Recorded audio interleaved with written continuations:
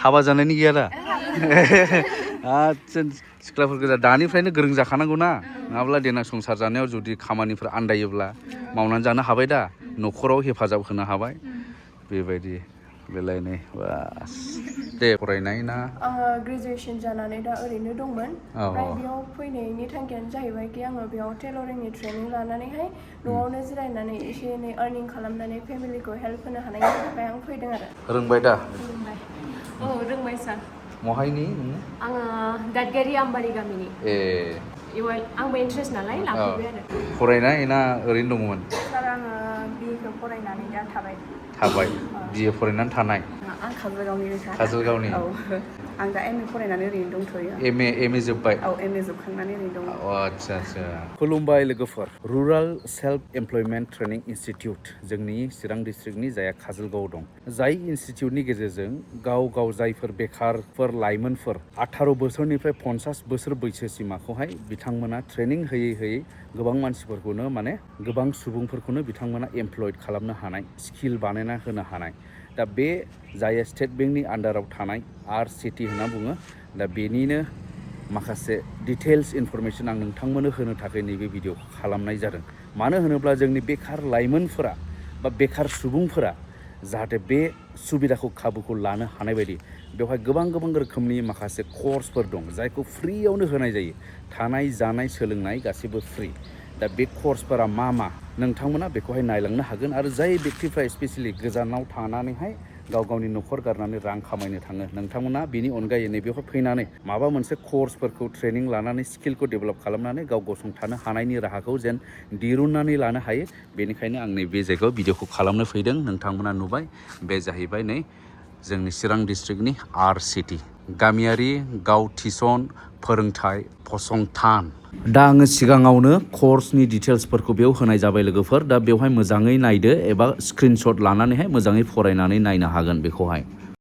दा आं सिगांबो फैदोंमोन खेबसे नोंथांमोननो डिटेल्सखौ आं एसे होदोंमोन दा देग्लायबो नैबे 2026 आरो 27 फिनान्सियेल इयार्सनि माखासे कर्सफोरा जागायबाय दा नोंथांमोना नुदों नैबे गोबां रोखोमनि कर्सफोर ट्रेनिंफोर जानानै थांबाय बेनिनो माखासे गेलारि ओमफ्राय नै ओरैबो बिदिनो ओरै जिरायथ'नाय आंनि लोगो फैफादों दा बे जिरायगासिनो दङ नै ओमफ्राय नैबे जाहैबाय reception welcome to rural self employment training institute Chirang टिआर sponsored by state bank of India अब्ला नैबे जाहैबाय मोनसे बेट्स जाय बेट्सआ कमप्लिट जानो थांगासिनो दं जाहैबाय ओरै मेदाम दङ नै औ मेदाम भानुजा ओमफ्राय बिसोरनि ट्रेनिङा जोब्बाय बिसोरनि कर्सआ जाहैबाय टेलरिं माबा वुमेन गारमेन्ट ना मा होनो वुमेन्स गारमेन्ट नैबेमोन आरो माने हिन्जावफोरनि गाननाय जोमनाय माखासे ड्रेसफोरनि सायाव ट्रेनिं लानाय नै रोंबाय दा रोंबाय सार महायनि नोङो आङो दादगारि आम्बारि गामिनि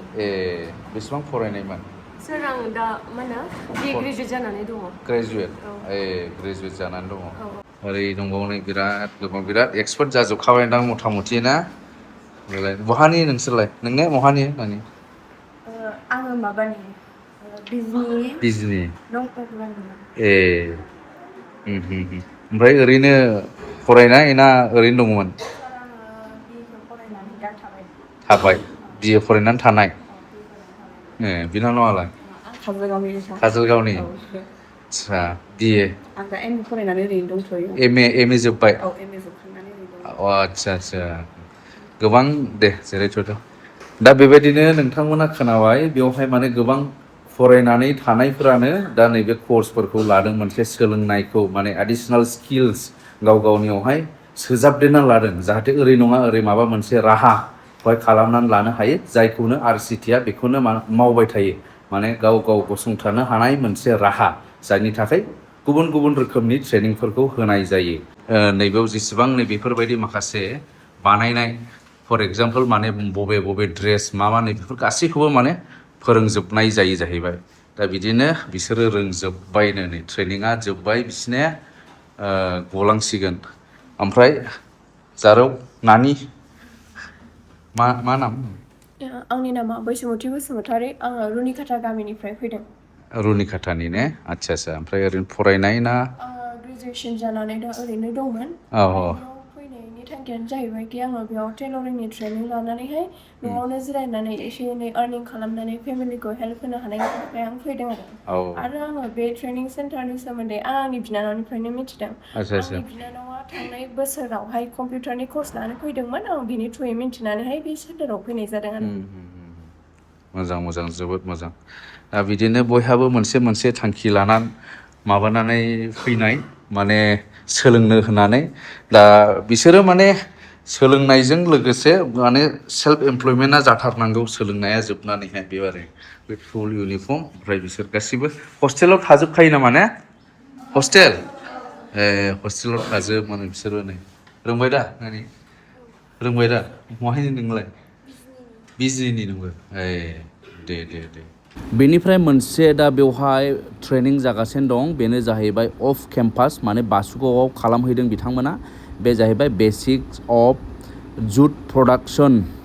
माने जुट माने फाथोनिफ्राय माने बेसादफोर बानायनाय डेक'रेटिभ आइटेम्स बानायनाय बेनि ट्रेनिं सोलिगासिनो दं नै थिग बिदिनो नोंथांमोनाबो बे जुट प्रडाक्टनिखौ अफ केम्पासावबो लानो हागोन माने बहाबा मोनसे ग्रुप ज' जानानैहाय लोगो नांलायनानैहाय बे ट्रेनिंखौ लानो हायो गाव गावनि जायगायावबो थिग बिदिनो नैबेवहाय जागासिनो दं बे ट्रेनिं प्रग्रामा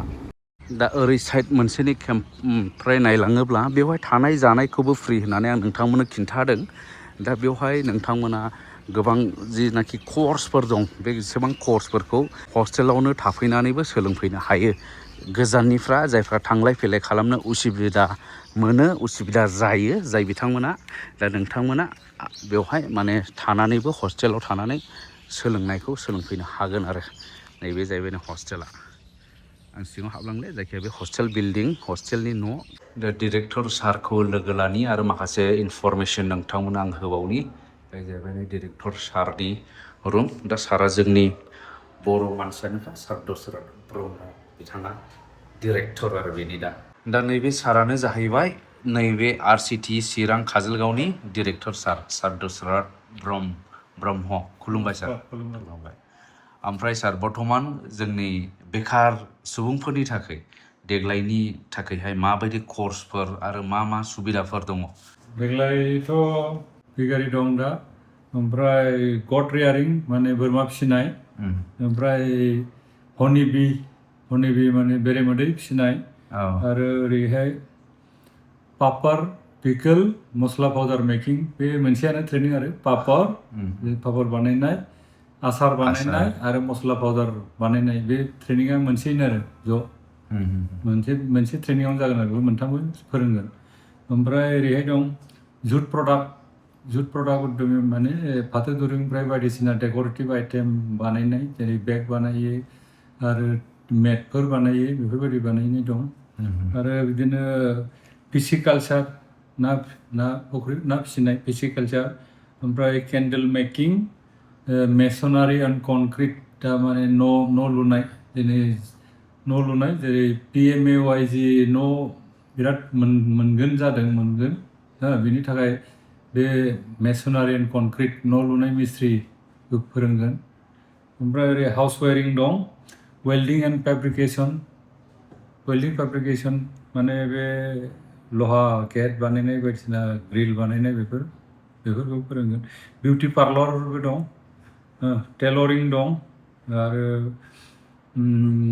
मासरुम काल्टिवेशनबो दं मासरुम काल्टिवेशन माने मैखुननि थाखाय आरो जेनेरेल एन्टारप्रिनियरशिप डेभेलपमेन्ट प्रग्राम बे माने एन्टारप्रिनियरशिप डेभेलपमेन्टनि थाखायबो दं 7 days कर्सआ बेलेग कर्स नायै कर्स माने दिना जायो आरो सोरबा 38 days 35 days 30 days 11-12 days बिदि दं ओमफ्राय जाय इन्टारेस्टेड बिथांमोना एप्लिकेसन होनानै दोनखानो हायो जेराव ट्रेनिं जागोन होनबा जों लिंहरगोन आरो बे बैसोआ जाबाय 18निफ्राय 50 बोसोर बैसोसिम दा रुराल इयुथ माने गामि एरियानिफ्राय जानांगौ रुराल इयुथ आनएमप्लयड इयुथ बेफोरबायदि स्कुल ड्रप आउटफ्राबो जागोन स्कुल गयिंफ्रा जानाय नङा आरो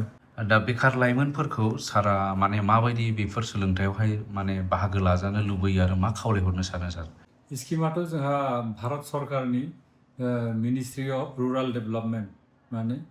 ग्रामीण विकास मन्त्रालय भारत सरकारनि आन्दाराव बे स्किमा जाहाथे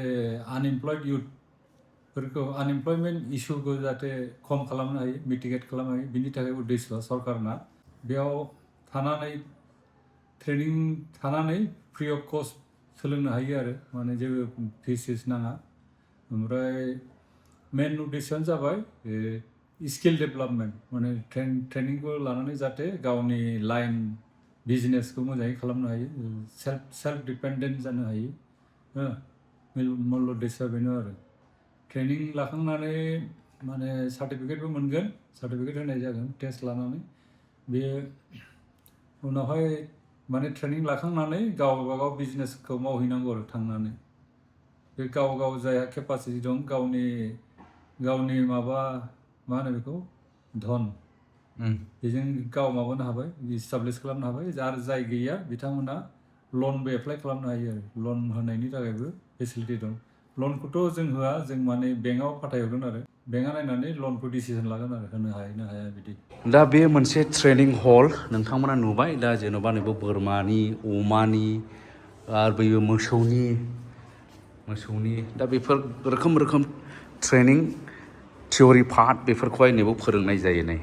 बे गासैबो ओमफ्राय बेजों लोगोसे दा एसि रुमबावसोसै नै रुमा एयार कन्डिसन जायफ्रा बेखारैनो दं नोंथांमोना थाबैनो जगाजग लानानै नैबे RSETI काजलगावआवहाय सोलोंथाइखौ लाफैनो हागोन आरो बेजों लोगोसेबो माखासे अफ केम्पास ट्रेनिं दं आरो माखासे अन केम्पास माने अफ केम्पासआ जाहैबाय बाहेरायावबो माखासे जायगायाव ट्रेनिंखौहाय होनाय जायो फट' लानोसै नै बिसोर बिनानावफ्रा गासै मालाय गोरों जाजोब्बाय नै ओंखायनो सोलोंफैदो नोंसोरबो ने गुबुनफ्राबो बिसोरनो ओरैनो थास्लायस्लाय औ नोंसोर जेरै फैदों सोलोंफैबाय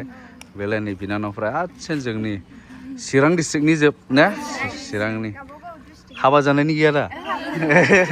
आदसा सिख्लाफोर गोजा दानिफ्रायनो गोरों जाखानांगौ ना नङाब्ला देनां संसार जानायाव जुदि खामानिफोर आन्दायोब्ला मावनानै जानो हाबाय दा न'खराव हेफाजाब होनो हाबाय बेबायदि बेलाय नै बास दे